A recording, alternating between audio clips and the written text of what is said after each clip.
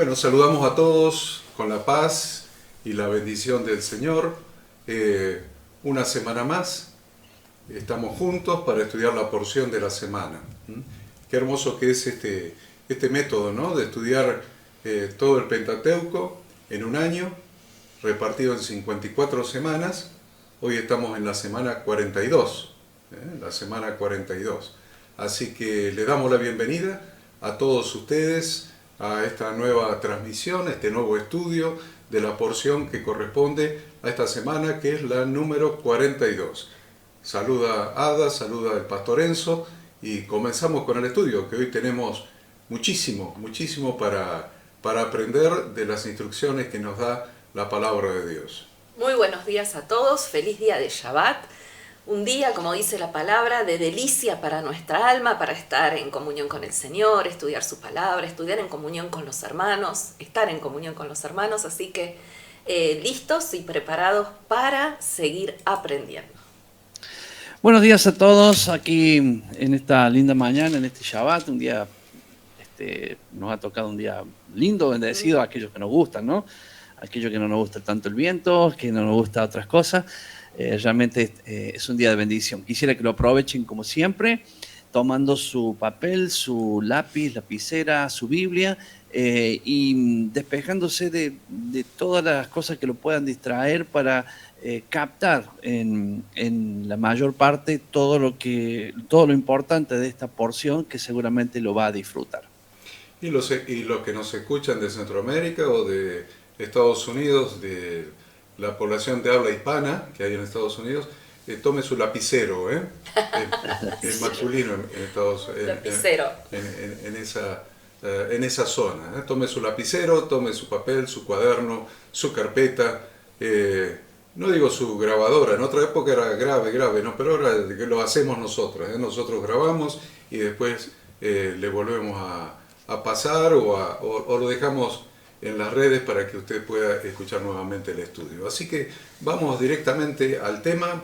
Ada nos anuncia el nombre de la porción y las lecturas y bueno, y ya comenzamos. Estamos listos, estamos preparados, ya entramos en calor y comenzamos. Bien, la porción semanal es la número 42, su nombre es Matot, que significa tribus. Las lecturas que abarca esta semana es el libro de Números, capítulo 30, versículo 1 al 32, 42, Jeremías 1, 1 al 2, 3 y el libro de los Hechos, capítulo 9, versículo 1 al 22.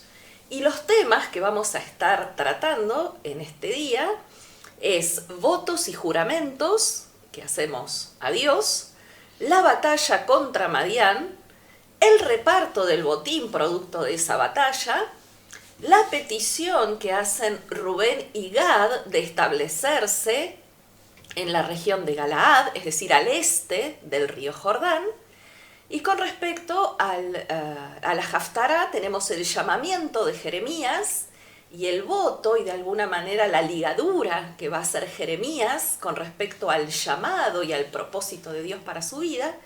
Y esto también se relaciona con el libro de los Hechos, donde vamos a estar estudiando la conversión del apóstol Pablo y cómo él también ata su vida, liga su alma al propósito de Dios en cuanto al llamamiento para él ser apóstol a los gentiles. Así que Números capítulo 30, versículos 1 y 2 dice, habló Moisés a los príncipes de las tribus de los hijos de Israel, diciendo, esto es lo que Yahweh ha mandado. Cuando alguno hiciere voto a Yahweh o hiciere un juramento ligando su alma con obligación, no quebrantará su palabra, hará conforme a todo lo que salió de su boca. Para aquellos que les gusta un poquito el hebreo, sepamos que la palabra voto en hebreo es neder y el plural es nedarim, pero lo que nos importa es qué es un voto. y la diferencia que hay entre un voto y un juramento, que muchas veces nosotros lo hemos tomado como algo igual. Voto es una promesa voluntaria hecha bajo responsabilidad espiritual. Es una promesa que una persona hace. Y el objetivo de estos votos es netamente espiritual mediante la renuncia a los placeres terrenales. Del mismo modo que lo hizo Yahshua en su vida. Jesús, Yahshua, nuestro Mesías, él renunció a los placeres terrenales por un fin mucho más superior. Es un voto, también es una promesa que se hace a Dios, ya sea por devoción o para obtener una gracia o para agradecer algún favor recibido. Cuando una persona realiza un voto, es decir, la promesa de hacer algo o de abstenerse de hacer, el voto tiene esas dos posibilidades, me prometo hacer algo o prometo abstenerme de hacer algo, adquiere el poder de decidir sobre sí o sobre otros, y este adquiere una condición equivalente a un mandamiento de la Torá. Es decir, el voto tiene la misma, podríamos decir, categoría o necesidad de cumplimiento que un mandamiento de la Torá. Y el juramento forma parte de una especie de pacto entre la persona y Dios. Incluye la promesa, puede ser también, de no hacer alguna actividad que Dios ha permitido. Hay dos tipos de votos. La persona puede prohibirse o abstenerse de algo que la Torá no prohíbe, es decir, que la Torá permite. Yo puedo decidir abstenerme de algo que a los ojos de Dios no está mal, o bien puedo obligarme a traer una ofrenda optativa, a hacer un mandamiento optativo o a consagrar cierta ofrenda a Dios. El que hace voto, dice acá, como leímos recién, liga su alma con obligación. Por lo tanto, el voto es a Dios en el espíritu y debe cumplirse. Los votos se utilizan para cumplir con un propósito definido, es decir, siempre que hago un voto tiene que haber detrás un propósito, o bien también puedo hacer un voto para deshacerme de malos hábitos y mejorar nuestro caminar diario. Por lo tanto, al terminar, al cumplir con el voto, se supone que la persona superó algún problema de carácter o conducta, es decir, que siempre está relacionado a obtener algún crecimiento espiritual. El segundo tema del pasaje es el juramento, ¿no? Dijimos voto, juramento. Entonces, por medio de un juramento es posible ya sea prohibirse de algo o exigirse realizar un acto. El juramento se hace en nombre de una persona o cosa, o sea, invocando. Juro por, la Biblia habla de varias cosas, por el templo, por el oro del templo, por Dios, por el cielo. Entonces, conceptualmente, hay una gran diferencia entre un voto y un juramento. Un voto cambia la condición del objeto. Un voto cambia la condición del objeto. Por ejemplo, si me prohíbo de comer algo, ¿qué podría ser? Me prohíbo de comer chocolate, dice la hada. Que es lo que más me gusta. Fanática de chocolate. Muy bien. Me prohíbo comer una porción, una tableta de chocolate. Entonces, el chocolate tiene la condición de un alimento prohibido para mí. Yo hago un voto donde yo me prohíbo comer chocolate. Entonces, automáticamente estoy modificando el carácter del chocolate con relación a mi persona durante el tiempo que dura ese voto. Entonces, el chocolate cambia de naturaleza. Ahora, el chocolate es prohibido para mí y en consecuencia no lo puedo disfrutar. En cambio, el juramento impone una obligación sobre la persona. Por ejemplo, si he jurado no comer chocolate, entonces una nueva obligación recae sobre mí, pero el chocolate, la condición del chocolate no ha cambiado. Cambió mi obligación por el juramento. El chocolate sigue siendo tan rico y bueno para mí como antes, pero yo he jurado no comerlo. La diferencia es muy sutil, pero ya vamos a ver la importancia que tiene hacer votos o juramentos. Porque muchas veces se hacen votos a la ligera, o juramentos. Vamos a asimilarlo, ¿no? en la naturaleza. Lo hemos visto tantas veces en las iglesias, que se hace un voto o juramento de determinadas ofrendas o de determinadas, básicamente ofrendas, ¿no? O se insta, ¿no? Los líderes espirituales instan a las personas a hacer ciertos pactos, ciertas promesas. Ciertas promesas, ciertos votos, ciertos juramentos. Entonces, muchas veces las personas, inducidas probablemente por la emoción del momento, realizan votos a la ligera, realizan votos sin pensarlo, pero la palabra de Dios acá está siendo muy clara en cuanto a que queda ligada nuestra alma y siempre debemos cumplirlos. Entonces, ¿qué conclusión sacamos? Que es mejor no comprometerse que hacerlo y no cumplirlo. Si usted lee Eclesiastés, en el capítulo 5 dice: cuando fueres a la casa de Dios, guarda tu pie y acércate más para oír que para ofrecer el sacrificio de los necios. Y acá está diciendo que el sacrificio de los necios es la lengua suelta, ¿vieron? Se le llama la lengua suelta. Es hablar más de lo que se escucha. O hablar antes de pensar. O hablar antes de pensar. Ese es el sacrificio de los necios. Entonces dice que hay que tener cuidado de no ofrecer el sacrificio de los necios, porque no saben que hacen mal.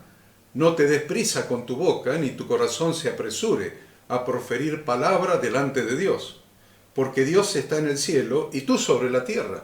Por tanto, sean pocas tus palabras, porque de la mucha ocupación viene el sueño, y de la multitud de las palabras la voz del necio. Cuando a Dios haces promesa, que está voto o juramento, no tardes en cumplirla, porque Él no se complace en los insensatos. No dejes que tu boca te haga pecar, ni digas delante del ángel que fue ignorancia. Dice: no, ahora me arrepentí. Llegué a mi casa, me enfrié y ya me arrepentí del voto que hice cuando estaba en la reunión. Entonces, ¿por qué harás que Dios se enoje a causa de tu voz y que destruya la obra de tus manos? Donde abundan los sueños, también abundan las vanidades y las muchas palabras, mas tú teme a Dios. Cuando dice en Deuteronomio capítulo 23, leemos: cuando haces voto a Jehová tu Dios, no tardes en pagarlo, porque ciertamente lo demandará Jehová tu Dios de ti, y sería pecado en ti. Mas cuando te abstengas de prometer, no habrá en ti pecado. O sea, si prometés y no cumplís, es pecado. Tal cual.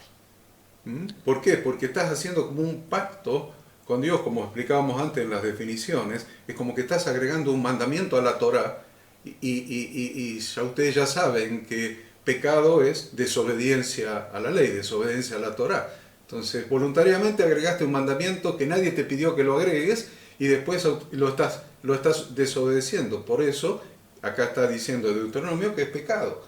Pero lo que hubiere salido de tus labios, lo guardarás y lo cumplirás, conforme lo prometiste a Jehová tu Dios, pagando la ofrenda voluntaria que prometiste con tu boca. Y en el Nuevo Testamento, porque muchas veces algunos nos acusan de que solamente hablamos del Antiguo Testamento. No, hablamos de toda la Biblia, desde Génesis hasta Apocalipsis, porque hay una sola instrucción de Dios y hay una sola voluntad de Dios, y aparte como dice el pastor Enzo, toda la Biblia habla de Jesucristo. Así que en Santiago capítulo 5 leemos: pero sobre todo, hermanos míos, no juréis, ni por el cielo, ni por la tierra, ni por ningún otro juramento, sino que vuestro sí sea sí y vuestro no sea no, para que no caigáis en condenación. Pero me gusta siempre, porque toda la Biblia habla de Jesucristo, bueno, leamos palabras de Él. ¿Qué dijo Jesús, Ada? Jesús en Mateo 5, 33 al 37 dijo, además habéis oído que fue dicho a los antiguos, no perjurarás, sino cumplirás al Señor tus juramentos. Pero yo os digo, no juréis en ninguna manera, ni por el cielo, porque es el trono de Dios, ni por la tierra, porque es el estrado de sus pies, ni por Jerusalén, porque es la ciudad del gran rey, ni por tu cabeza jurarás, porque no puedes hacer blanco o negro un solo cabello, pero sea vuestro hablar sí, sí, no, no, porque lo que es más de esto, de mal procede. Entonces ahora lo vamos a llevar al aspecto práctico. El pastor Enzo se sale de la vaina Sí. por enseñarnos algunos aspectos prácticos, pero yo quiero hablarle de algo que a mí siempre me ha llamado la atención, se lo he dicho a muchos consiervos, al pastor Enzo, entre otros consiervos, con qué liviandad se escriben letras de canciones hoy día y con qué liviandad se cantan esas canciones en las iglesias, haciendo votos y juramentos. Fíjense que muchas letras de las canciones contienen votos y juramentos. Entonces, ¿qué pasa con las canciones que se cantan hoy día en las iglesias cristianas? ¿Y por qué se cantan esas canciones? Bueno, en general se cantan porque tienen un ritmo musical o una melodía agradable, pegadiza, ¿vieron? Pero sin analizar las letras. La persona que canta, cantan todos, desde los músicos que están allí tocando los instrumentos, el coro, si hay coro, y la gente, y cantan todo automáticamente, sin analizar las letras, y qué es lo que se está diciendo, qué es lo que se está prometiendo a Dios, porque tanto el voto como el juramento son promesas. Nos liga, ¿no? La palabra, creo que el secreto ahí es ligadura. Hay una ligadura que se produce con eso que estamos prometiendo. Con eso que estamos diciendo o cantando. Entonces muchas veces las personas dicen, no, pero yo no oré eso. ¿Y las canciones no son oraciones? ¿Qué son los salmos? El libro de los salmos en la Biblia. Todos esos salmos son oraciones. Entonces, no lo dijiste en prosa, lo decís en verso. No lo estás diciendo normalmente, sino que lo estás entonando y cantando. Pero es lo mismo. Son palabras, como leímos recién, que salen de tu boca y le estás prometiendo a Dios infinidad de cosas. Inclusive se le está pidiendo a Dios cosas que muchas veces son irracionales. Por ejemplo, les doy un ejemplo, se le pide a Dios que queme tu corazón.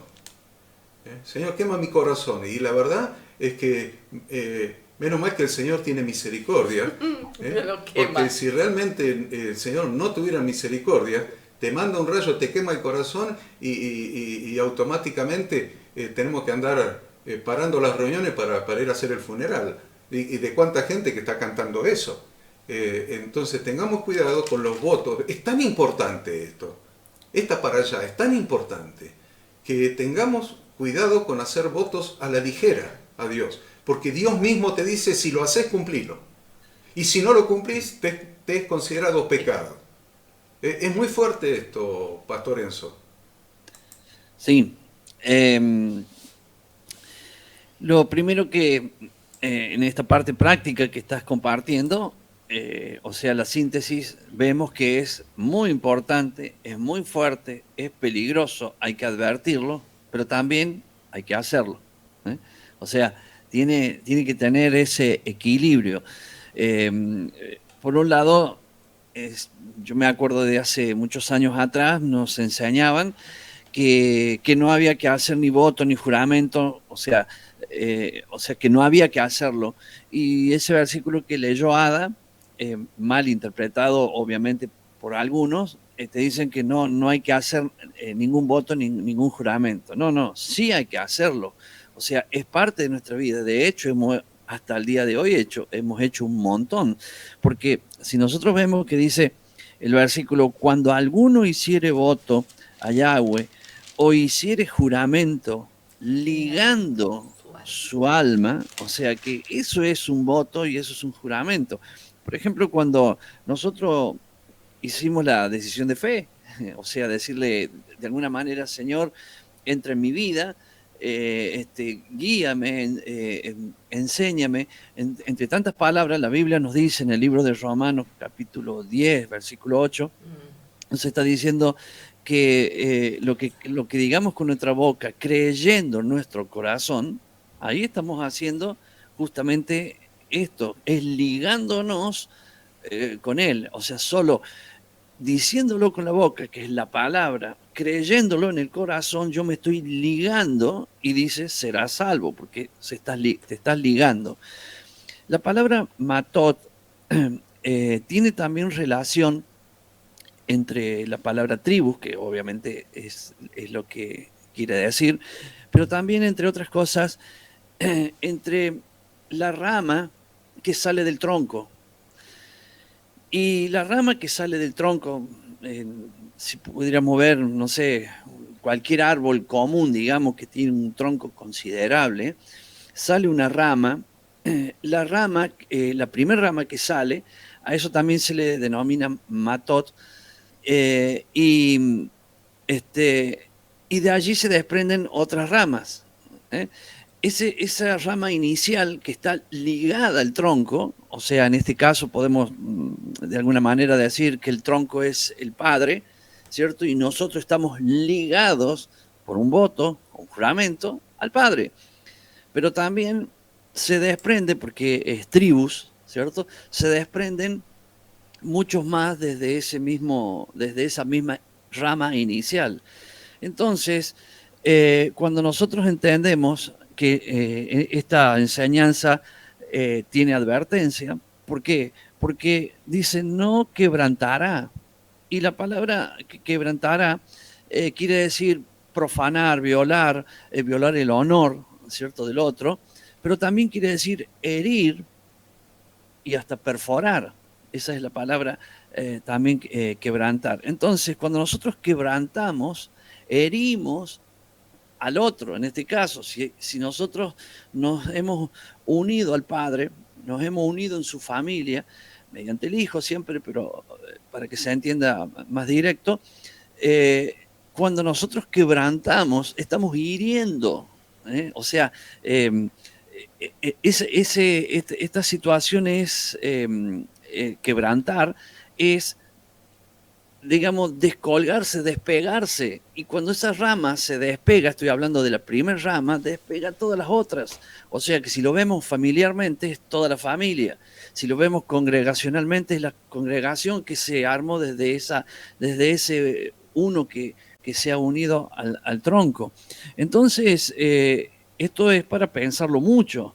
O sea, es bueno que también dijiste al principio que hay votos que se hacen a la ligera. Y obviamente se hacen a la ligera, pero Dios los toma, porque es parte de nuestra palabra, que nuestro sí sea sí y que nuestro no sea no. Más vale, no digamos nada si no lo vamos a cumplir. Pero cuando aquel día que voy a decir yo, ¿no? Confesé con mi boca y lo creí en mi corazón, me ligué y de ahí quiero estar ligado siempre. Esa no la voy a romper, pero hay otras que posiblemente en el camino hice inconscientemente, o como decís vos, por una canción o por una oración, en fin, que me he terminado ligando en algo que después no he podido cumplir. Vienen las consecuencias. O sea, eso es igual que el pecado, porque quebrantará es herir, es violar el honor de Dios. Entonces eso ha traído consecuencias. Entonces, cuando miramos para atrás, lamentablemente, por ahí hemos arrastrado muchas consecuencias por estas cosas que hemos hecho a la ligera. Pero en esta práctica lo que quiero decir es que sí debemos tener estas ligaduras con Dios, que son los votos y los juramentos. Sí, porque si no, ¿cómo me relaciono con Dios? Si no es desde el inicio mismo, ¿cómo me relaciono con Dios si no hago esto? Entonces, esto es algo simple, realmente importantísimo, pero a la vez también es muy peligroso no usar la razón en estas cosas que estamos haciendo. Hemos visto en la vida de Pablo, hemos visto en muchos hombres en la Biblia que han hecho esto, lo han cumplido, obvio, Y lo vemos, siempre decimos, sí, pero en el Viejo Testamento, no, en el Nuevo Testamento lo vemos a Pablo haciendo esto, entonces es totalmente normal, porque está escrito acá, solo hay que hacerlo con madurez. Qué bueno. Y es cierto, Pastor Enzo, hemos visto tantas veces, ¿no? Tantas veces. Vamos a tener que dar alguna fórmula, creo, práctica, para deshacer los votos hechos a la ligera. Como pastor, cuando yo pastoreaba iglesias, ha venido gente de otras iglesias con su alma atada a obligaciones, donde a veces se los ha hecho pasar al frente y hacer promesas a Dios de aportes de dinero a tal o cual ministro, o ministerio, o apóstol. Eso sí me ha pasado varias veces. Y he visto hasta en algunas reuniones masivas gente firmando pagarés. Y esos son votos. Y eso implica agregar un mandamiento a la Torá. Eso es un voto. Yo estoy agregando para mí un mandamiento a la Torá. ¿Es lícito? Sí, es lícito. Porque la Biblia lo prevé.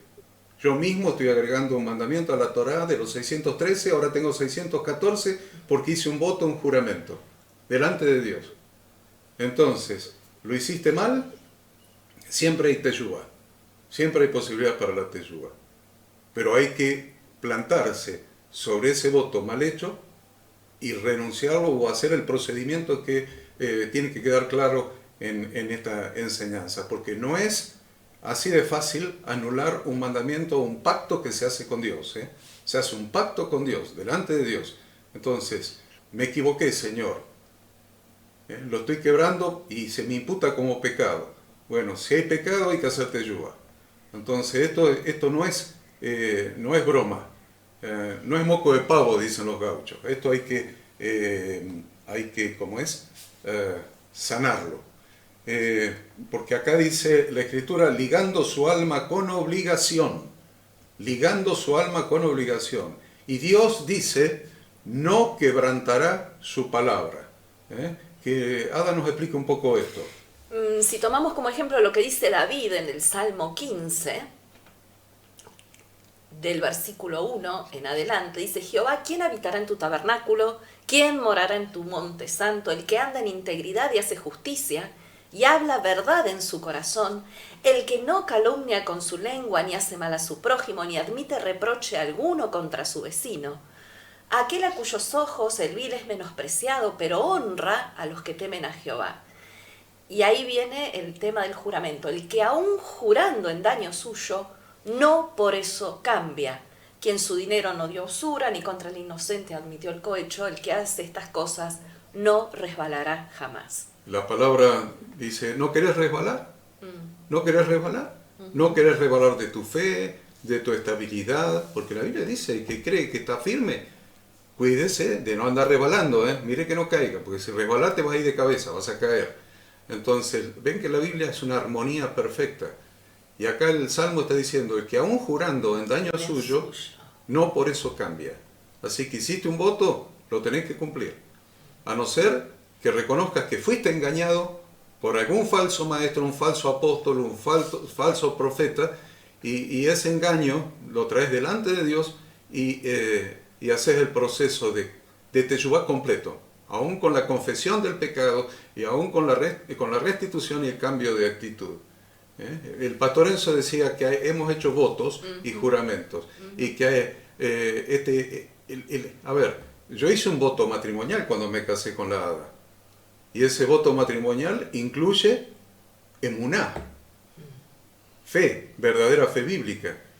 Y la verdadera fe bíblica no es solamente creencia, es compromiso, es lealtad, es fidelidad. Entonces ese compromiso de emuná, cuando hice el pacto con mi esposa, hice un voto. Entonces, ¿qué hemos hecho con el Señor? Inclusive hemos confesado con nuestra boca. El pastor Enzo mencionaba ese texto, ¿no? Sí, de Romanos 8:10. Romanos 8, capítulo 10, entre el versículo 8 al 10. lo que mencionaba el pastor Enzo, lo he confesado con mi boca. El pastor, primero el funcionario judicial en el registro civil preguntó, ¿aceptas? Y ahí dijimos, sí, acepto. Después fuimos y el pastor o cura que nos casó volvió a preguntar. Y otra vez, ¿confesaste con tu boca? Sí, acepto. Ahí tenés una ligadura almática. Te ataste almáticamente a tu esposa. Y tu esposa se ató almáticamente a vos, porque se dan todas las condiciones del voto. Lo confesaste, lo hiciste y lo confesaste con tu boca, lo declaraste. El que cree con el corazón que Dios levantó de los muertos a su Mesías es justificado. Pero para completar su salvación, debe confesar con su boca que Jesucristo es el Señor, lo que equivale a un voto y un juramento, porque en eso consiste la verdadera fe bíblica, la emuná. La emuná equivale a un voto y un juramento, porque equivale no solamente a la creencia, sino también al compromiso, la lealtad y la fidelidad. Y para que quede claro para aquellos que están escuchando ese pasaje que mencionó el pastor Enzo, ahí en Romanos 10, dice, más que dice, cerca de ti está la palabra, en tu boca y en tu corazón. No solamente en el corazón, en la boca también. Esta es la palabra de fe que predicamos, que si confesares con tu boca que Jesús es el Señor y creyeres en tu corazón que Dios le levantó de los muertos, serás salvo. Porque con el corazón se cree para justicia, pero con la boca se confiesa para salvación. La boca, hermanos queridos que nos están escuchando en esta mañana, la boca es el instrumento que nos es útil para confesar a nuestro Rey, a nuestro Amo, a nuestro Señor y encontrar su socorro. Este juramento que hemos hecho, como bien dijo el pastor Enzo, este juramento ata nuestra alma delante de Dios con nuestra profesión de fe en nuestro Redentor Jesucristo. Ese versículo 8 de Romanos 10 está extraído de Deuteronomio 30:14. Esta palabra dice que convertirse a Dios de todo el corazón y el alma es guardar sus mandamientos. ¿Ven cómo está relacionado este texto de Romanos capítulo 10, versículo 8? ¿De dónde lo saca Pablo? Claro, lo saca de la Torá. Lo saca de la Torá. Pablo menciona en Romanos lo que dice la Torá. Por lo tanto, ese pasaje, creer en el corazón y confesar con la boca, o confesar con la boca y creer con el corazón, que lo hemos minimizado tanto, es un voto y un juramento de cumplir los mandamientos de Dios. Si usted mira en dónde Pablo sacó esto, de que cerca de ti está la palabra, en tu boca y en tu corazón para que la cumplas, está en Deuteronomio capítulo 30, del versículo 10 al 14, que dice, cuando obedecieres a la voz, miren la relación de nuestra fe que nos convierte a Jesucristo, que está mencionando Pablo allí. Es un voto, es un juramento. Pastor Enzo lo dijo clarito, es un voto y un juramento que nos trae salvación, que nos cambia la vida y que nos lleva a la vida eterna. Por eso Deuteronomio 30:10 dice, cuando obedecieres a la voz de Jehová tu Dios, para guardar sus mandamientos y sus estatutos escritos en este libro de la ley de la Torá, cuando te convirtieres a Jehová, tanto que hablamos de conversión, ¿ven?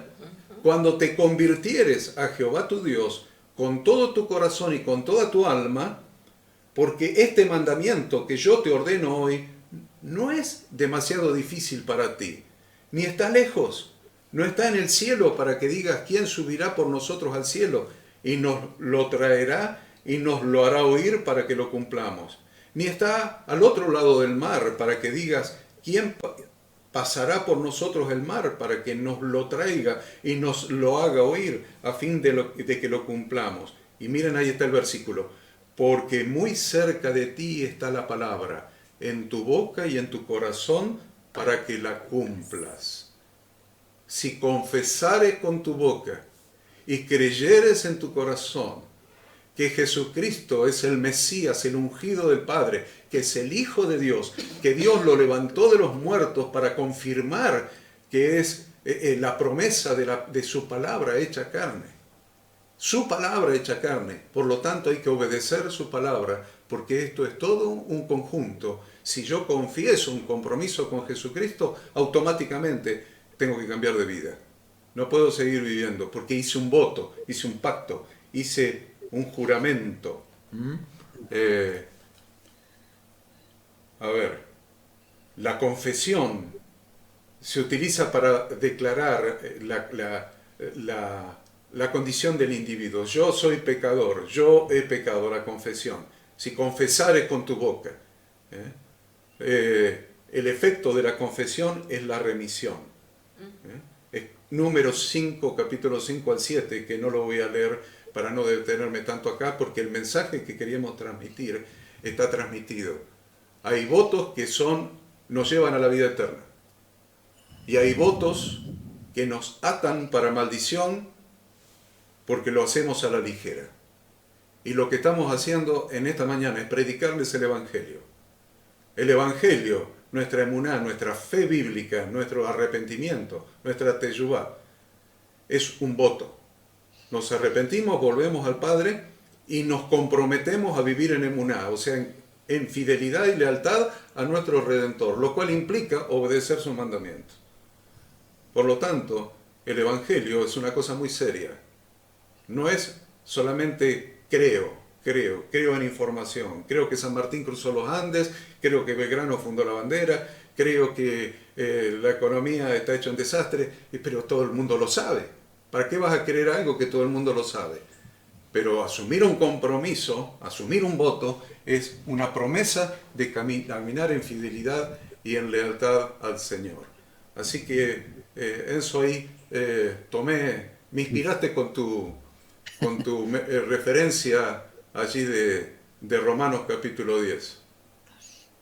Bien, también nos enseña ahí en el versículo 5, porque cuando estamos hablando de aquellos votos a la ligera, ¿no? Me quedé un poquito ahí cuando se habló de ese tema, porque ya estamos viendo la importancia de un voto, la importancia del juramento. Hoy estamos en él porque hemos hecho una ligadura en él y lo hemos hecho con el corazón y con la boca, en obediencia a su palabra. Pero también decíamos, intenté hacer una figura de un tronco y de una rama grande donde se desprenden muchas otras ramas. Y acá, por ejemplo, nos da el ejemplo de aquellos votos de alguna manera a la ligera, ¿no? Dice, mas si su padre le vedare el día que oyere todos sus votos, está hablando de la hija, y sus obligaciones con que ella hubiera ligado su alma, no serán firmes, y Yahweh la perdonará por cuanto su padre se lo vedó. Entonces, cuando recién decía Horacio de que algún día tendremos que hablar y enseñar sobre esto, claro que es todo un tema, porque esto no es hacer voto y después voy y hago teshuvá, pido perdón. No estamos hablando de eso. Estamos hablando de que hoy despertamos de un montón de cosas por la misma enseñanza, que nos damos cuenta que para atrás hemos hecho cosas que están mal. Y lamentablemente, como no hicimos teshuvá en esas cosas, no nos arrepentimos de aquellas cosas que dijimos que íbamos a hacer y no las hicimos, entonces las consecuencias están pasando por nuestra vida y eso hay que detenerlo. Y eso se detiene con teshuvá, ¿cierto? Con arrepentimiento. Pero la figura que siempre enseñamos de la familia, de la bendición sacerdotal, tiene mucho que ver con esta figura que intento yo para que se pueda comprender mejor de esa rama que parece un tronco, pero no es una rama donde se desprende mucho. Así como esa rama se liga al tronco, también entre ellas está toda ligada. Y cuando hay la bendición sacerdotal, se hace, es para toda esa rama que ese tronco, por eso comienza todo este capítulo, comienza diciendo, habló Moisés a los príncipes de las tribus de los hijos de Israel. A ellos les habló porque a partir de ellos esto tenía que ser madurado. Entonces, aquí cuando habla de vedar, que es el padre, o sea, ese padre de familia puede vedar aquellos votos, es lo que recién también decía Horacio, ¿no? El trabajo de que cuando uno hace teshuva, arrepintiéndose de aquellas cosas, hay que ayudarlo para poder vedar esas cosas y sacarlas del pasado de las personas, empezando obviamente siempre como corresponde por nosotros y hacia la gente que está también de alguna manera ligada hacia nosotros, que son primeramente la familia, que es donde me quiero explayar más, ¿no? Entonces, vemos que sí, también hay solución para esto, una solución rápida que vemos acá, pero es bien concienzuda, hay que trabajarla, entenderla, porque la boca nos lleva a eso. En nuestra boca tenemos el poder para el bien y para el mal, y si la usamos para el mal, la consecuencia del mal va a venir, porque ya nos dio poder, y el poder está, pero lo podemos usar para el mal, haciendo votos, juramentos y otras cosas que no son ni votos ni juramentos, o de alguna manera pueden serlo, ¿vio? Cuando alguien te dice, che, no, nos juntamos mañana, dale, ¿a qué hora? A las 10. Bueno, a las 10 estoy ahí, a las 10 estoy ahí. Ahí soltó la palabra, a las 10 estoy ahí. Y no está a las 10. Entonces uno dice, bueno, que no pude. No es bueno que no pude. Es tu palabra, es la misma palabra que usás cuando bendecís a alguien, es la misma boca, la misma boca que usás cuando bendecís a alguien, es la misma boca que usás cuando, no sé, reprendes, echas fuera un demonio. Entonces, con esa misma boca después andas mintiendo, porque consideramos a veces que no es mentira decir a las 10 y después no voy. Peor todavía cuando lo decimos sabiendo que no vamos a ir, o sea, ya es demasiado, ¿no? Pero a veces, si a las 10 y no podés, porque pasó algo, un inconveniente, comunícate, avisa, cambia, hace algo, pero no dejes la palabra suelta, porque esa palabra suelta se exige cumplimiento. Y está el pecado de decir a las 10 voy y no voy, está el pecado como andar mintiendo, robando, matando, todo, porque vos mismo agregaste ese mandamiento, como lo decía recién Horario, vos lo agregaste, ahora lo tenés que cumplir. Interesante, ¿eh? Pero muy interesante. Muy interesante esa referencia que hace el pastor Enzo.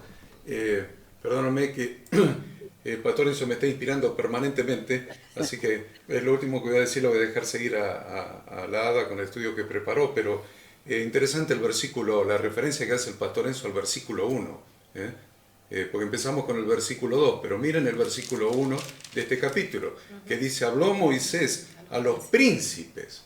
No habló a la congregación, no habló a la congregación. Acá habló a los príncipes de las tribus de los hijos de Israel, diciendo, esto es lo que Jehová ha mandado. Es muy interesante, ahí está la palabra tribus, la palabra matot, en el versículo 1. Como siempre, la parashá toma el nombre de una palabra del primer versículo de la parashá. Ahí está la palabra tribus, matot. Pero lo que quiero resaltar es lo que menciona el pastor Enzo. Habló Moisés a los príncipes. Tiene un significado tan profundo eso, porque muchas veces el error de los miembros de la congregación provienen de que los príncipes no ejercen su función como corresponde. O sea, la congregación canta las canciones que los príncipes le ponen en las pantallas, o en los cancioneros, o en las hojitas que se reparten. Y la gente promete lo que las oraciones de adelante le hacen prometer. El problema, esta enseñanza que está en este capítulo, Dios se la dio a través de Moisés a los príncipes para que los príncipes cumplan su función correctamente. A ver, Moisés se dirige a los jefes de las tribus porque ellos eran el símbolo de autoridad en la congregación de Yahweh nuestro Dios. Pero la autoridad, ahí tienen el símbolo de la autoridad, es la rama lo que hablaba el pastor Enzo.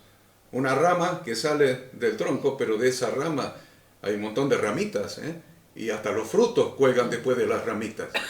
Entonces, la autoridad no es cualquier cosa, no es hago cualquier cosa, no es le digo a la gente cualquier cosa, a la congregación cualquier cosa, les hago cantar cualquier cosa, les saco dinero con falsas excusas y les hago hacer promesas y cosas por el estilo, sino que la autoridad asigna responsabilidad.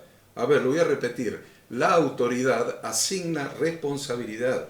Esto es, las personas que están en autoridad son responsables de lo que están bajo su autoridad. Además, la autoridad debe ser ejercida en los términos de Dios y no en los términos de las organizaciones comerciales de este mundo, ni en los términos de nuestro propio razonamiento o formación. Primera Pedro 5, del 2 al 4. Apacentad la grey de Dios que está entre vosotros, cuidando de ella, no por fuerza, sino voluntariamente, no por ganancia deshonesta, sino con ánimo pronto, no como teniendo señorío sobre los que están a vuestro cuidado, sino siendo ejemplos de la grey. Y cuando aparezca el príncipe de los pastores, vosotros recibiréis la corona incorruptible de gloria. Si bien todos los miembros de la congregación debemos estar bajo autoridad, acá es una gran responsabilidad para los príncipes de Israel, para la autoridad de las autoridades de los líderes de la iglesia, porque 2 veces ahí en Primera Pedro que acabo de leer habla de cuidar. La responsabilidad de los líderes de la congregación de Yahweh, de nuestro Dios, es cuidar la grey, cuidar a la congregación, cuidar, porque dice que están bajo vuestro cuidado. ¿Y de qué manera los cuidamos? Siendo ejemplos de la grey, siendo ejemplos, no siendo fariseos, no poniéndole carga a la gente que ni siquiera nosotros cumplimos, sino siendo ejemplo, predicando con el ejemplo y cuidando a las personas y teniendo cuidado de qué es lo que transmitimos, qué es lo que les hacemos prometer, qué votos y juramentos le hacemos hacer a las personas, porque es nuestra responsabilidad si traemos maldición sobre la congregación al hacerles pecar. Y bueno, ahora sí la dejo a la Ada a seguir. Un versículo, no sé si lo habían leído ustedes, pero confirma ampliamente lo que han dicho desde el principio. Deuteronomio 23, 21 dice: cuando haces votos a Yahweh tu Dios, no tardes en pagarlo, porque ciertamente lo demandará Yahweh tu Dios de ti y sería pecado en ti. Ahí aclara que es pecado hacer un voto y no cumplirlo. Mas cuando te abstengas de prometer, no habrá pecado en ti. Pero miren esta partecita. Pero lo que hubiere salido de tus labios, lo guardarás y lo cumplirás, conforme lo prometiste a Yahweh tu Dios, pagando la ofrenda voluntaria que prometiste con tu boca. Ajá. Así es. Muy bien, yo creo que ha quedado más o menos claro este tema de los votos y juramentos, ¿no? Para todos lados, lo hemos aclarado para todos lados, lo hemos aclarado para la congregación, lo hemos aclarado para los inconversos que se convierten y confiesan con su boca y creen en su corazón que Jesucristo es el Señor y Dios les levantó de los muertos, y para los líderes también hemos aclarado el significado. Qué profundidad, ¿no? De una parashá que parecía la más breve, sin embargo hay mucha profundidad. Bueno, Ada. Y para tal vez cerrar un poquito el tema de los votos, el pastor Enzo estuvo hablando con respecto a los votos de la mujer que está bajo autoridad, porque a veces leyendo esta parte muchos pueden considerar o creer que la mujer entonces se la considera como no lo suficientemente responsable o capaz de decir cosas o de hacer algún voto. Y acá básicamente se está refiriendo a que de alguna manera Dios está cuidando a la mujer, ¿no? Porque la mujer, en el contexto de Oriente Medio y de esa época, la mujer que está en casa de su padre, es el padre el que la cuida y la sustenta, y luego de eso el rol lo cumple el marido, que es cabeza del hogar, y se establece en la palabra de Dios que la mujer es muy cuidada y protegida porque es muy importante para Dios. ¿Por qué? Porque la mujer es la que procrea, porque la mujer es la que forma el carácter de los hijos, esos hijos después van a ser dados a la sociedad.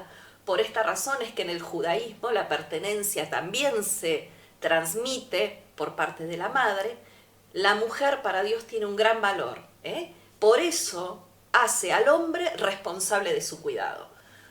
El hombre es quien brinda protección y sustento.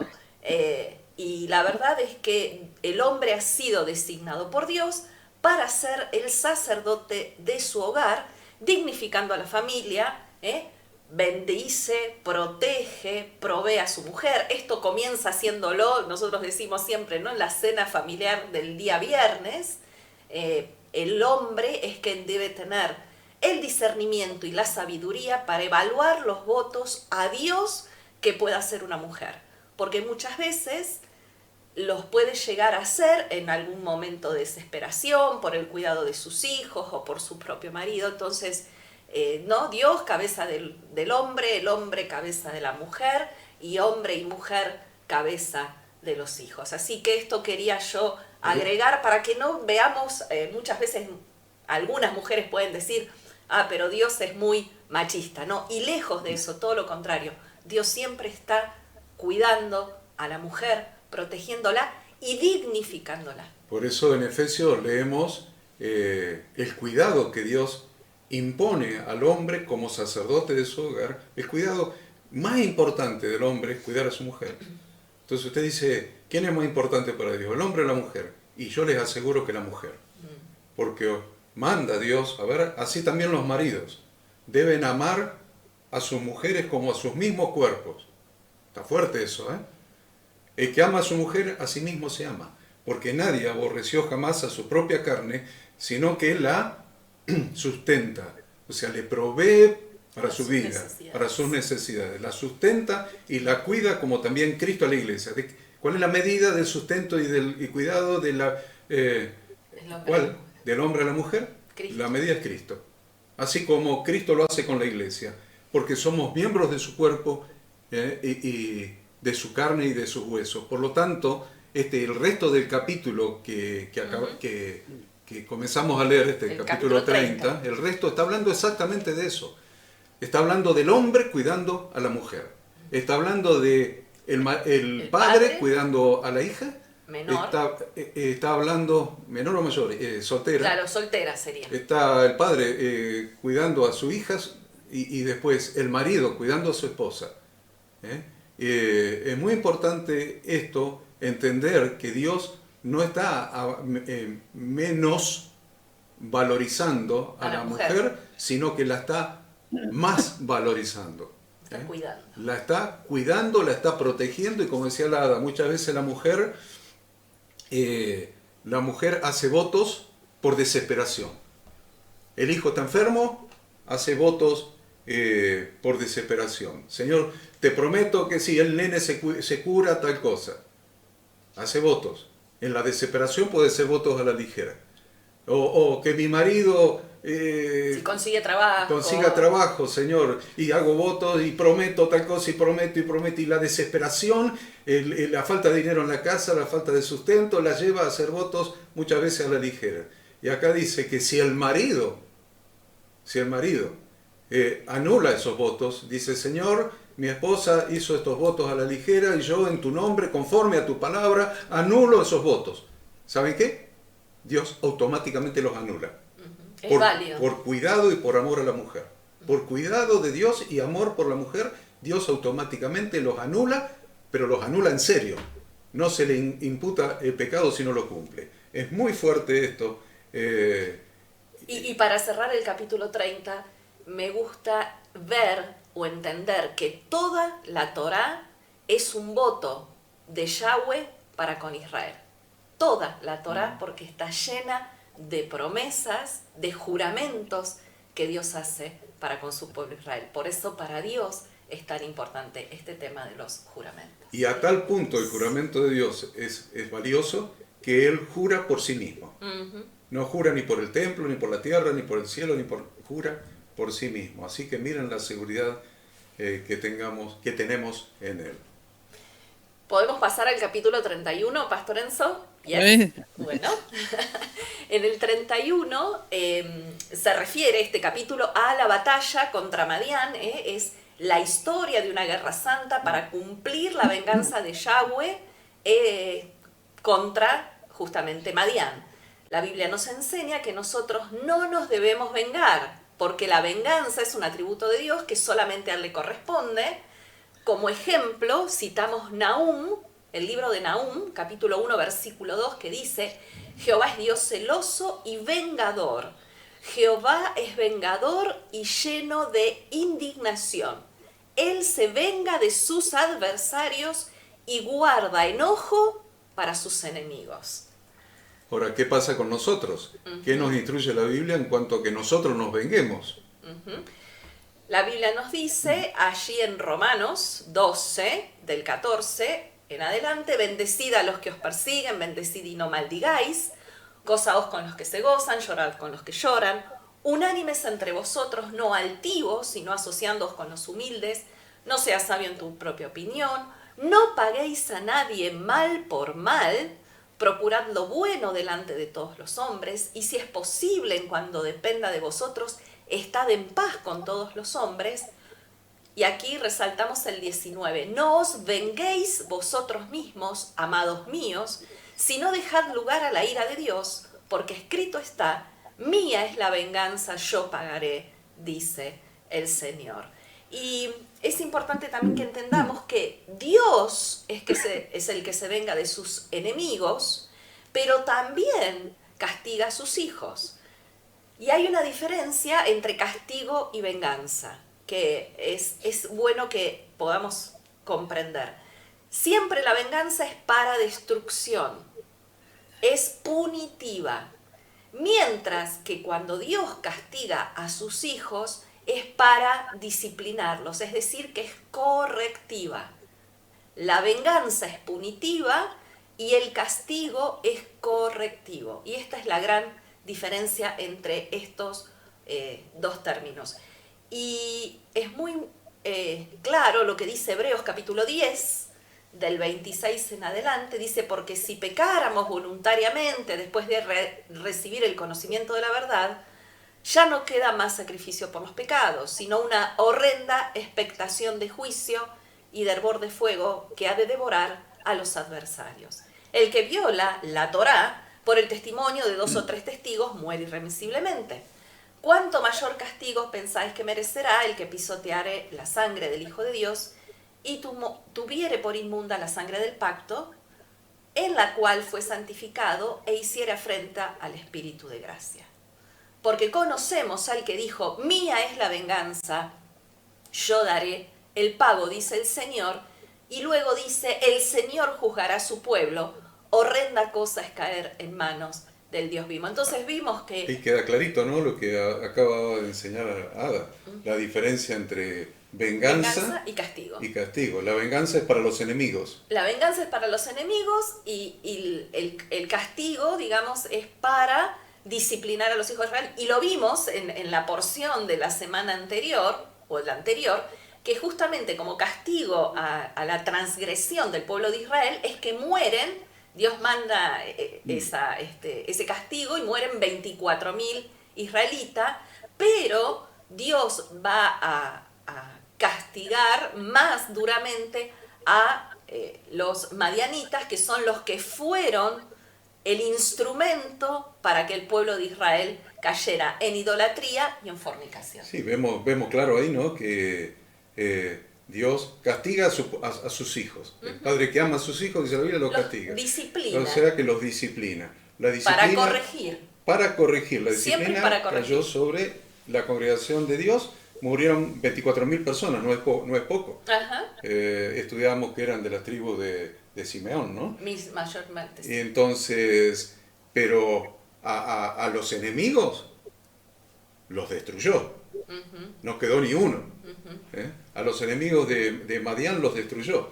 Y ahora, lo que quiero que notemos acá, probablemente el pastor Enzo lo amplíe, porque tiene relación con Hebreos, donde habla de el que peca deliberadamente, el que pisotea la sangre del pacto, etc. ¿Saben quién hizo eso? ¿Quién pisoteó? Se le apareció Jesucristo en persona. Se le apareció Jesucristo en persona. Y Jesucristo en persona le habló. Y Dios le dio la oportunidad de hacer arrepentimiento, de hacer teyubá. Y cuando hizo ese arrepentimiento, Dios lo usó para profetizar. Sin embargo, por el dinero y el poder, Balaam. se vendió. Balaam. ¿Se acuerdan de Balaam? Entonces, de ser un profeta de Dios, quien hablaba con Dios y quien hablaba con el Hijo, con el ángel de Jehová, pasó a ser enemigo. Entonces queda clarito por qué pasa lo que Orada va a leer en este versículo. ¿Por qué pasa? Porque Balaam, de ser hijo, de ser parte de los profetas de Dios, pasó a ser enemigo.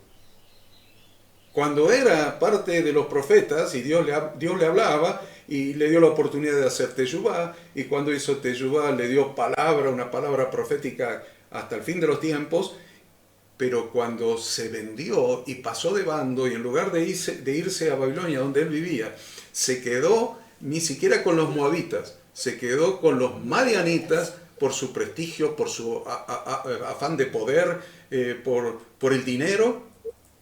Dios lo transformó en un enemigo. ¿Bien? Y si usted lee allí en el texto, lo menciona. ¿Dónde lo menciona? A ver. 16.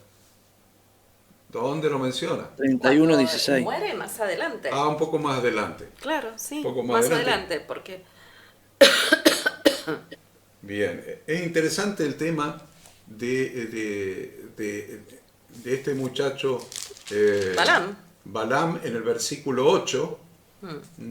Dice, mataron también entre los muertos de ellos a los reyes de Madián, y da los nombres de los 5 reyes que mataron, 5 reyes de Madián. También a Balaam, hijo de Beor, mataron a espada. Se convirtió en enemigo, y en los enemigos de Dios cae la venganza de Dios.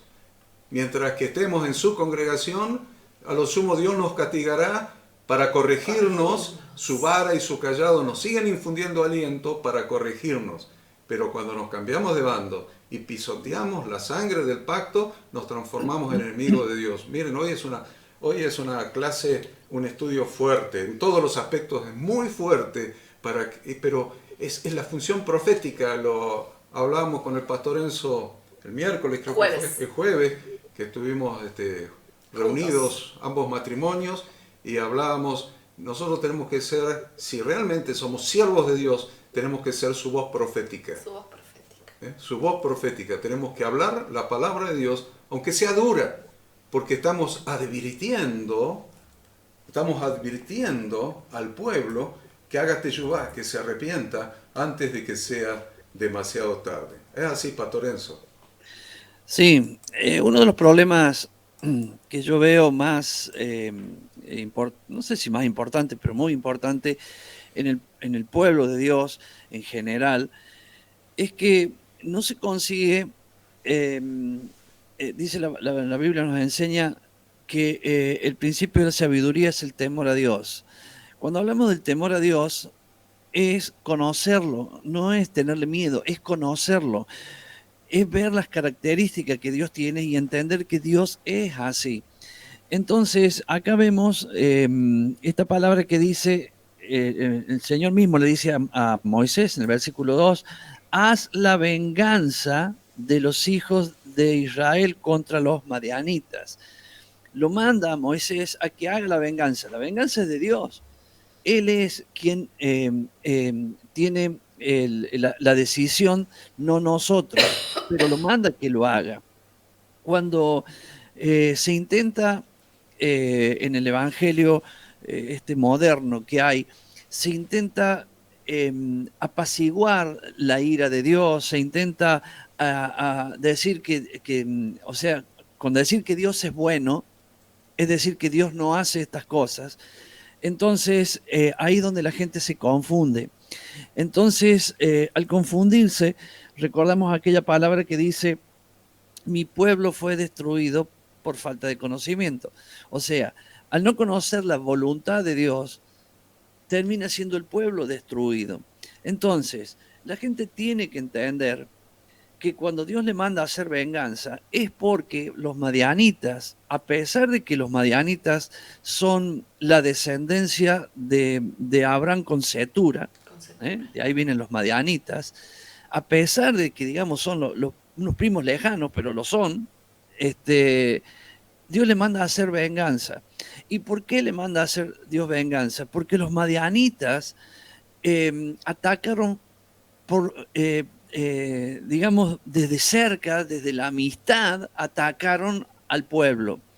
Eso le molestó a Dios, está escrito también en el versículo 31, 16, que pelearon con los madianitas y cuando regresan traen mujeres, o sea, mataron a los hombres y se traen todas las mujeres. Y entonces ahí es donde le dice, ¿por qué se traen las mujeres? Si fueran las mujeres las que lo hicieron pecar, ¿cómo que traen esas mujeres de nuevo para acá, para el pueblo? O sea, fueron las mujeres de los madianitas lo que lo hicieron caer a todo y ahora las traen como joyas. ¿Qué es esto?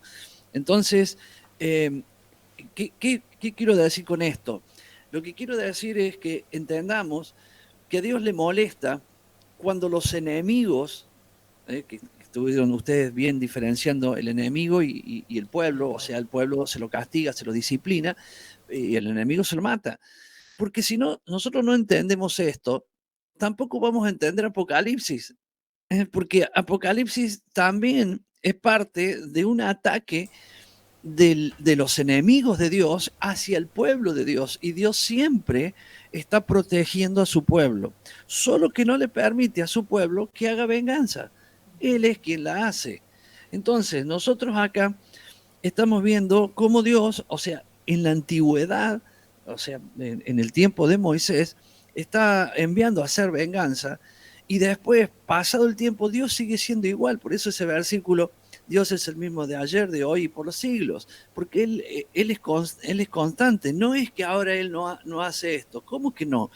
Él sigue en esto. Entonces, por eso el problema de la gente cuando dice, toma liviana las cosas de Dios, por ejemplo, bueno, Dios me va a perdonar, bueno, y tiene esa actitud de liviandad porque no conoce a Dios, porque si uno conociera a Dios, le produciría el temor de saber de que Él es justo, y como hijo nos va a disciplinar, pero tenemos el peligro de, que recién decíamos, de Balaam, ¿cierto? De que si nosotros no corregimos esto de acuerdo a como Dios lo enseña en su palabra, podemos caer en el error de hasta ser enemigos de Dios, que a veces no se nos cruza nunca por la cabeza, pero a ver, yo miro para atrás en tantos años de cristiano y tengo muchos que se volvieron, conozco muchos que se volvieron enemigos de Dios. ¿Y por qué? Porque no llegaron a entender el temor de Dios, de quién es Dios, de cómo respetarlo, cómo serle fiel, cómo veíamos en la pequeña partecita que hablamos recién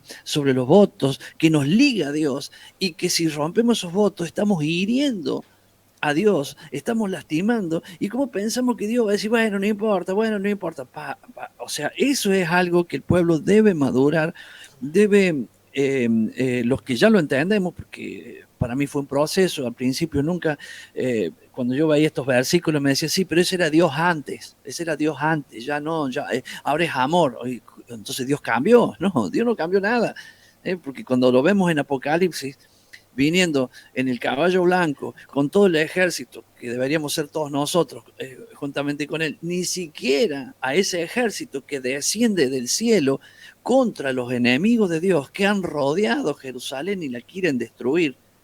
Y ahí vemos que no la van a destruir, porque en el momento de cuando ya están dispuestos a destruirlo, Jesús desciende desde el cielo con todos sus ejércitos, pero el ejército tampoco pelea, es él solo contra todos los enemigos, produciendo la venganza. Estos son los que por los siglos de los siglos atacaron a mi pueblo. Estos son los que han quedado ahora, muchos ya quedaron en el camino, pero estos todavía se animan a hacerme frente a mí, y yo voy a hacer venganza por cada uno de todos aquellos que han muerto por causa de mi palabra. Es por eso cuando hablo del caballo blanco dice que él untó su manto en la sangre antes de salir lo voy a figurar así, antes de salir del cielo. Estoy hablando algo que de aquí a poco va a suceder, de aquí a poco, no de miles y miles y miles de años, no, de aquí a poco va a suceder. Él va a untar la sangre, el manto en la sangre de todos aquellos mártires, se lo va a poner y va a venir adelante en su caballo blanco a hacer lo mismo que manda a hacer acá. O sea, que vemos Él es, fue y será siempre el mismo. Entonces entendamos, por favor, aquellos que tomamos a veces livianamente las cosas de Dios, esto no es para tener miedo, no es para asustarse, totalmente el contrario, es para conocer el carácter de Dios, el carácter de cómo Él es, y que cada vez que Él manda a hacer venganza, como la última que Él va a hacer, siempre es por amor a su pueblo y defendiendo a su pueblo. Es cierto lo que decís, Pastor Enzo. Dice la Escritura que en Dios no hay mudanza, ni sombra de variación. ni sombra siquiera, ¿eh? Ni sombra. Ni sombra de variación. Bueno, seguimos adelante, que el tiempo corre y nosotros podríamos estar acá todo el día si nos dieran la oportunidad. A mí quiero resaltar también de este capítulo 31 que para cumplir la venganza de Dios, porque ahí claramente en el versículo 31:3 dice: Moisés habló al pueblo diciendo: armaos alguno de vosotros para la guerra y vayan contra Madián, y ahí está el secreto: hagan la venganza de Yahweh o de Jehová en Madián. Exactamente esto que estaba diciendo el pastor Enzo. Entonces, para cumplir esta venganza se recluta un destacamento de 12.000 hombres, 1.000 por cada tribu, y en realidad vemos que era un número pequeño. Pero ¿qué es lo que Dios les quería enseñar? Lo que dice en 1 Samuel 14:6. Este texto me encanta. Dice: no es difícil para Yahweh salvar con muchos o con pocos. Solamente 12.000. Ese texto está en 1 Samuel 14:6. Realmente no es difícil para Yahweh salvar con pocos o con muchos. 12.000 no era un gran ejército. Todas las tribus, incluida la de Leví, estaban representadas. Solamente que los levitas no habían ido a pelear físicamente, sino que ellos lo hicieron espiritualmente. Por esta razón vemos a Pinjás, a Finés, que también lo habíamos estudiado en la porción anterior, hijo de Eleazar, nieto de Aarón, marchando con ellos para llevar consigo los vasos del santuario. Es probable que también llevase el pectoral del juicio para consultar a Dios. Y justamente va porque él había demostrado ser fiel defensor del honor de Dios. Y habíamos hablado la porción de la semana pasada que justamente Pinjás o Finés es figura, él salió a redimir al pueblo. Él es tipo claramente de Yahshua. Podríamos entender que el ejército de 12.000 soldados que salieron a batallar estaba compuesto por 1.000 de cada tribu, computando a Efraín y a Manasés, en este caso como tribus independientes entre sí. Después, hay algo interesante que me gusta destacar, y es que aunque Dios le había dicho a Moisés que moriría después de esta guerra, es algo que me gusta destacar de esta cualidad de Moisés, ¿no? Lo vemos recién a Moisés como un líder estratégico para la guerra, organizando al pueblo, y acá vemos nuevamente el deseo de Moisés de obedecer a Dios, porque aunque Dios le había dicho a Moisés que moriría después de esta guerra, Moisés no se demoró en obedecer a Dios para postergar su propia muerte, sino que procedió con presteza a ejecutar la orden de Dios. Él no dijo, Dios le dice, bueno, hay que hacer la guerra, y Moisés dijo, bueno, la hagamos el mes que viene, la hagamos dentro de 6 meses, porque yo sé que después de esto es como el último encargo específico que Dios le va a dar. Y bueno, ya dijimos que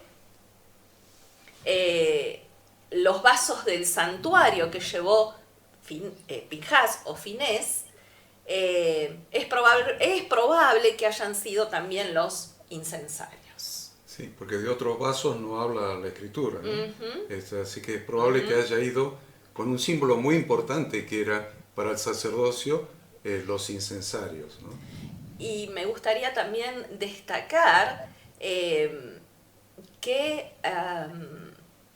Dios les manda, o mejor dicho, Moisés les manda a que los combatientes, eso lo tenemos en el versículo 19, 31-19, dice: y de vosotros cualquiera que haya dado muerte a una persona y cualquiera que haya tocado muerto, permaneced fuera del campamento 7 días, y os purificaréis al tercer día y al séptimo día, vosotros y vuestros cautivos. Es una instrucción que Moisés da a los combatientes que justamente se habían contaminado por haber tocado un cadáver o por haber dado muerte a alguien, tenían que permanecer fuera 7 días y al tercer día y al séptimo día purificarse con el agua de la purificación, que justamente lo habíamos estudiado cuando vimos la porción de la vaca roja. Cuando se enoja Moisés, en el versículo 15, se enoja, porque esto lo mencionó el pastor Enzo y quiero referirlo también acá, porque Moisés le dice, ¿por qué habéis dejado con vida a todas las mujeres? Moisés se enoja, pero ahí literalmente, ahí dice que se enoja. Amonesta a los oficiales, los reta, los reprende, porque estaba enojado por los oficiales. Ven el liderazgo otra vez. Esta es una para allá que habla mucho del liderazgo, ¿no? Se enoja con los oficiales del ejército porque habían permitido que sus tropas perdonasen a mujeres que habían participado en la seducción de los israelitas y las habían traído cautivas. Y ellas ¿quiénes eran estas mujeres? Eran quienes cargaban con la principal responsabilidad de incitar los pecados que habían causado la plaga. ¿Se acuerdan que los seducían con su belleza? Se ve que eran muy lindas las madianitas estas, los seducían con su belleza a los israelitas y después los llevaban a adorar a Baal Peor. Entonces, Moisés ordenó que se ejecutara el castigo contra los culpables, pero yo quiero que noten esto de las mujeres, atractivas, lindas, diría hermosas, Misses Universos de la época, porque estas mujeres hermosas seguían siendo utilizadas por Satanás para incitar a la carne de los israelitas y, como ya había sucedido, intentando llevarlos a la adoración de sus ídolos. Miren, chicos, querida audiencia de este estudio, Satanás no duerme. Nosotros dormimos a la noche o en el día, que sé yo, cuando duermen algunos, según cómo trabajen, pero Satanás no duerme. Y usa vez tras vez sus mismas estrategias, sus mismos artimañas. Está volviendo a usar la misma, la belleza, por un lado de las madianitas y por el otro lado la concupiscencia de los israelitas. Otra vez incitando la concupiscencia. Y yo les digo una cosa, hay ciertas doctrinas en la iglesia que incitan la concupiscencia. Por ejemplo, la doctrina de la prosperidad incita la concupiscencia.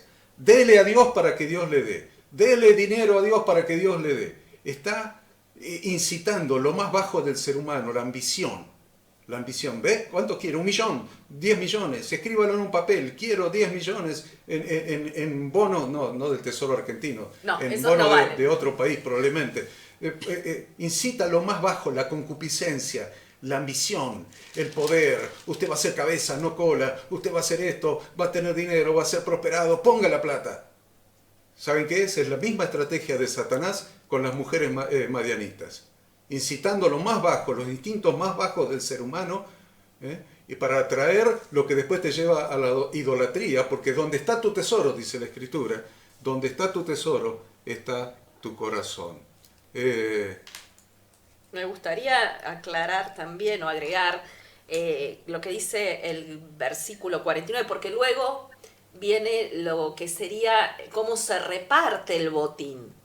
Como hay un reparto de todo lo que ellos trajeron, porque no solamente trajeron a los niños, sino que trajeron animales y pertenencias como botín de guerra. Oro, joyas.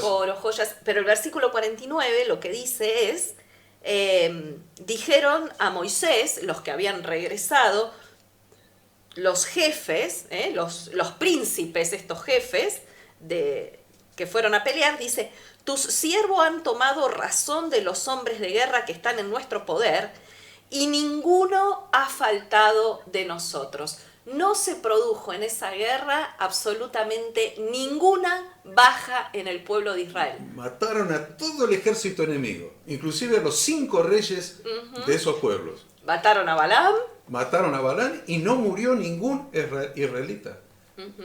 Es impresionante. Es Cuando la venganza es de Dios, la venganza es así, ¿no? Dios le da la victoria. Y algo interesante es que estos comandantes, para expresar su gratitud a Dios, voluntariamente, aportaron de parte de todas las joyas que habían traído como botín de guerra. La cantidad de oro que entregaron, nos dice ahí claramente la palabra, fue 16.750 shekel.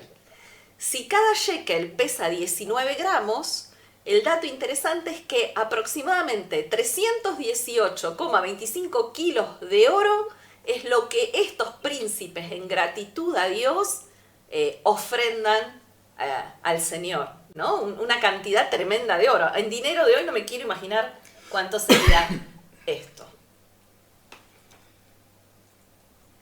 Pasamos al 32, Enzo, en los minutos que ¿O querés agregar algo, Pastor Enzo? Que justamente cuando expliqué del ejército que viene del cielo en la batalla de Armagedón, esta es una ilustración de eso, porque acá tenemos los mil de cada tribu y lo tenemos ¿cómo se llama? Eleazar era, Pinjas. Pinjas que viene con las trompetas y los incensarios. Entonces, él es en la parte espiritual quien está representando la victoria sobre el enemigo. El ejército es el que en este caso va a batallar en nombre de Yahweh, que era quien lo mandó. Por eso no hay bajas. Porque Él los manda, vayan y hagan esto. Entonces, ven justicia de Dios. Esto es una sombra profética de lo que va a pasar al final, con la diferencia que el ejército que viene del cielo, aquí ya no pelea, ya tiene la misma actitud que Pinjas. Y Jesús sí es el que pelea, pero con su presencia. No es que se remanga y empieza a pelear como... No, sino con su presencia pelea y liga al enemigo. Acá nosotros en el 31 vemos algo que fue y que será. Eso me quedaba en el camino. Amén. Vamos al 32, Ada. Bueno, el 32 básicamente se refiere a la petición que hacen Rubén y Gad, dos de las tribus de Israel, para que se les permitiera asentarse en la ribera oriental del río Jordán, en vez de cruzar el Jordán y tomar posesión de la tierra de Canaán. Hay dos cosas que son del mundo que los llevaron a estas tribus a elegir esta tierra y a pedir para poseerla: la codicia de sus ojos y la soberbia de la vida. Y la verdad que la palabra de Dios nos dice claramente, ¿no?, que no amemos... Jesús lo dijo. Ajá. ¿Qué es lo que digo? No ames el mundo ni las cosas que están en el mundo. No nos guiemos por las apariencias. Lo que Moisés, la primera reacción de Moisés es fuerte también, y lo desaprueba como un fiel siervo de Dios que había recibido la promesa de la tierra para el pueblo. Moisés al principio reacciona desfavorablemente, no fue positiva la reacción en ese caso de Moisés. Él intuyó la intención de lo que estaban pidiendo estas dos tribus, de que se los dejara sentar en la ribera oriental, y él creyó que ellos no querían participar en la guerra para conquistar la tierra prometida. Sí, no solamente lo debe haber creído, debe haber tenido evidencia de que estos se querían quedar del otro lado y no pelear para conquistar la tierra, ¿no? Uh-huh. Lo que pasa es que hicieron teyubá ahí automáticamente. Sí, y también yo entiendo la posición de Moisés, porque él dijo: otra vez están tratando de desalentar al pueblo para que el pueblo no pase, para que el pueblo no conquiste. Eso mismo que había ocurrido 39 años atrás, ¿se acuerdan? Con el reporte negativo de los espías, justamente solamente Josué y Caleb eran los que habían traído el reporte positivo. Entonces Moisés dijo, si estos muchachos no quieren pasar el Jordán, otra vez se va a repetir la historia, otra vez van a desanimar el pueblo, otra vez se van a quedar todos de este lado y no se va a concretar la posesión de esa tierra de la cual manaba fluye y miel. Entonces, leche y miel. Entonces, luego es que las tribus, estas tribus de Rubén y de Gad, van a dar su explicación a Moisés y le van a decir que lejos de escaparse de las futuras guerras, ellos estaban dispuestos a mandar sus tropas y a colaborar hasta que la guerra hubiera concluido con éxito. Las tribus de Gad y de Rubén, especialmente los destacados combatientes de Gad, prometieron no solamente ir a la guerra, sino que prometieron ir a la vanguardia de los ejércitos israelitas. Y ellos prometieron no solamente que iban a luchar con sus hermanos, sino que además ni siquiera los abandonarían una vez que las batallas hubieran concluido. Incluso después de que la contienda finalizada, aparentemente toda esta conquista, este periodo de conquista duró 7 años, ellos estuvieron esos 7 años y además se quedaron otros 7 años más dentro de la tierra de Canaán mientras se repartió la tierra. Hasta que terminó la guerra y la tierra se repartió, como habíamos visto en porciones anteriores, proporcionalmente de acuerdo al número de habitantes de cada tribu, es que ellos no se volvieron. Y Moisés, no sé si sería pelado, pero de tonto no tenía un solo pelo, no. Les cambia la estrategia. Nosotros decimos en buen cordobés, los abrocha. ¿Cómo los abrocha? ¿Qué les dice? Si lo hacéis así, eso está en el versículo del 20 al 24 del capítulo 32, Moisés les respondió, si lo hacéis así, si se disponen para ir delante de Yahweh a la guerra y todos vosotros pasáis armados el Jordán delante de Yahweh hasta que haya echado a sus enemigos de delante de sí y sea el país sojuzgado delante de Yahweh, luego volveréis y seréis libres de culpa para con Jehová y para con Israel. Y esta tierra será vuestra en heredad delante de Yahweh. Mas si no lo hacéis así, he aquí habréis pecado ante Yahweh y sabed que vuestro pecado os alcanzará. Edificaos ciudades para vuestros niños y majadas para vuestras ovejas y haced lo que sea declarado vuestra boca. Fíjense que acá de vuelta hay un voto, hay un juramento, es lo que hoy estábamos viendo, exactamente lo mismo que habíamos estado viendo en el capítulo 30, ¿no? Porque les dice, si no hacen esto que ustedes están prometiendo, entonces dice, si no lo hacéis, dice el versículo 23, he aquí habéis pecado ante Yahweh y sabed que vuestro pecado os alcanzará. Con estas explicaciones Moisés aceptó la propuesta que ellos le hicieron, pero hizo algunos cambios sutiles, como decía Horacio, sobre cómo pelearían y sobre cómo debían asentar las familias. Les dijo que ellos marcharían ante Yahweh y la mayor garantía de éxito era la obediencia a Dios, además de a sus hermanos. O sea, no solamente estaban quedando comprometidos con el resto de sus hermanos, sino que fundamentalmente quedaban comprometidos con Dios. Y después que los combatientes hubieran cumplido el compromiso que asumieron para con sus hermanos, todo el territorio de Galaad se convertiría en el patrimonio de esas tribus. Y si Gad y Rubén no cumplían con esa obligación, perderían su derecho a la ribera oriental de Jordán. Y Dios pone como testigos de este juramento, de esta promesa que ellos hacen, a Eleazar, ¿sí? Y ¿a quién más? A Josué. A Josué. Porque Moisés sabía que él no iba a estar para cuando esto aconteciera. Entonces Josué y Eleazar son de alguna manera los testigos que Moisés va a poner para decirles, muchachos, ustedes... Del voto. Claro, de este voto. Ustedes fíjense que esto se cumpla. Por eso dijeron ellos, haremos lo que Jehová ha dicho a tus siervos. Voto, con la boca, él se confiesa con la boca. Empezamos con un voto y terminamos. Ahora, Moisés era un estratega, la verdad que inspirado por el Espíritu Santo. Siempre. Vieron que no está ni mencionado, está mencionado Gad y Rubén. Y usted dice, pero no, se olvidaron. De la media de Manasés. Acá los maestros se olvidaron de la media tribu de Manasés. No, eso fue una estrategia de Moisés. Tipo hábil, a ver. Tremendo. La mitad de Manasés. La tribu de Manasés no había solicitado territorio en la ribera oriental del Jordán. Moisés trató de evitar el riesgo de que las dos tribus en la ribera oriental quedasen aisladas del resto de la nación, separadas por el Jordán, justamente. Por eso, ¿qué hizo? Partió en dos la tribu de Manasés, que era la más numerosa, que era la más no, numerosa, una de las más numerosas, y le mandó la mitad a Rubén con Gad, Rubén con Gad, y la otra mitad la dejó del otro lado del Jordán. ¿Eso qué hacía? Hacía un nexo, una cadena, una atadura, una ligadura.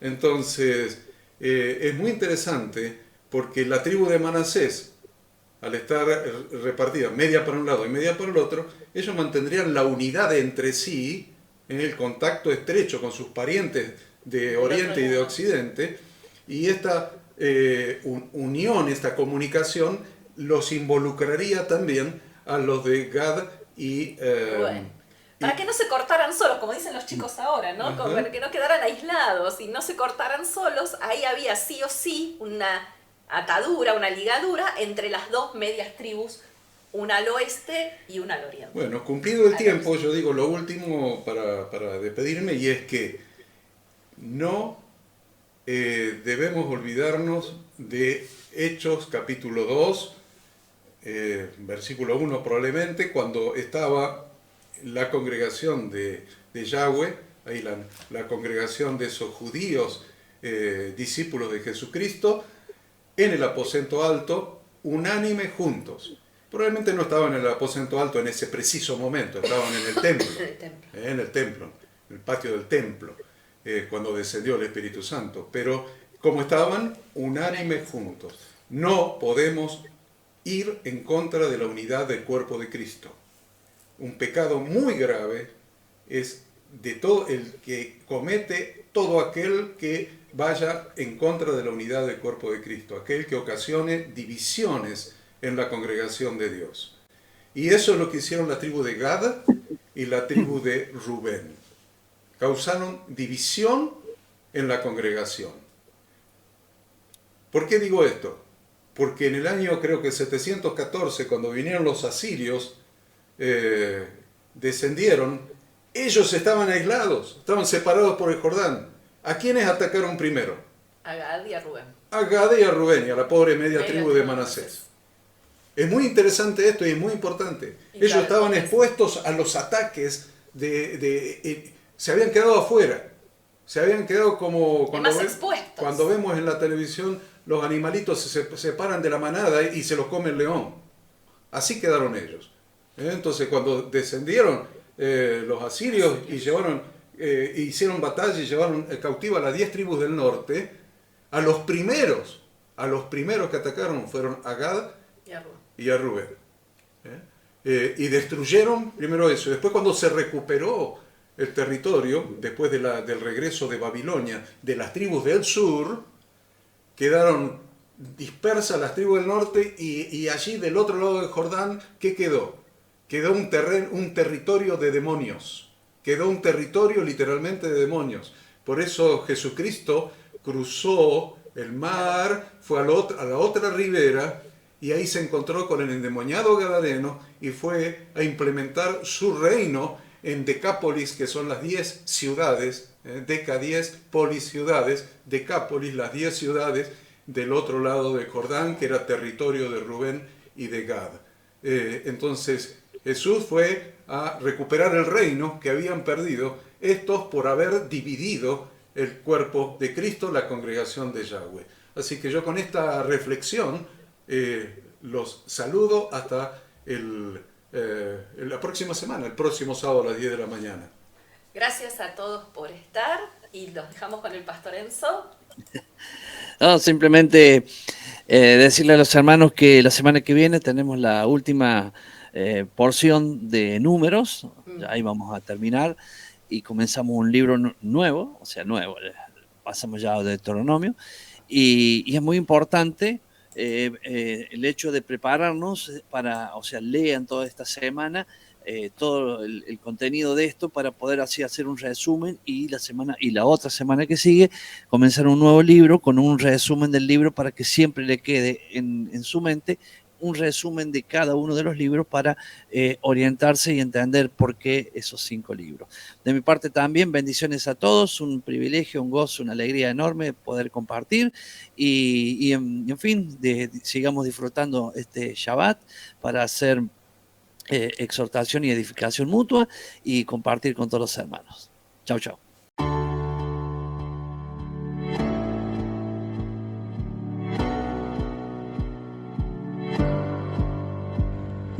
Queremos que tú también conozcas esta herramienta que durante los últimos 18 años ha sido útil para las iglesias de todo el mundo de habla hispana, capacitando cientos de siervos de Dios.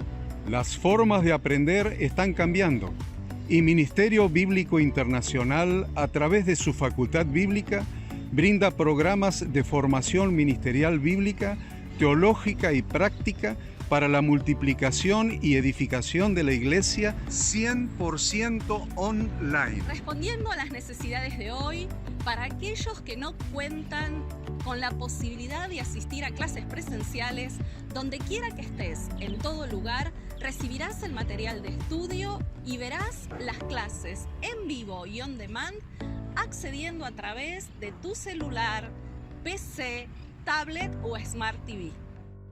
Recibe tu capacitación en las siguientes carreras: diplomado en teología para maestros de grupos de evangelismo y discipulado, licenciatura en teología pastoral, diplomado en teología y práctica ministerial para pastores, líderes y servidores.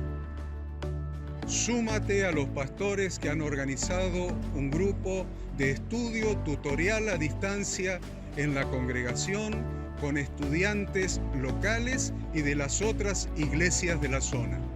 Esta es tu oportunidad como seguidor de Cristo para comenzar tus estudios y completar tus exámenes desde la comodidad de tu hogar y en los horarios que tengas disponibles. Súmate al liderazgo de este tiempo y adquiere las habilidades, herramientas y valores necesarios para impactar el mundo con la palabra de Dios y transformar la vida de aquellos que creen al Evangelio. Para más información, ingresá a facultadbiblica.com.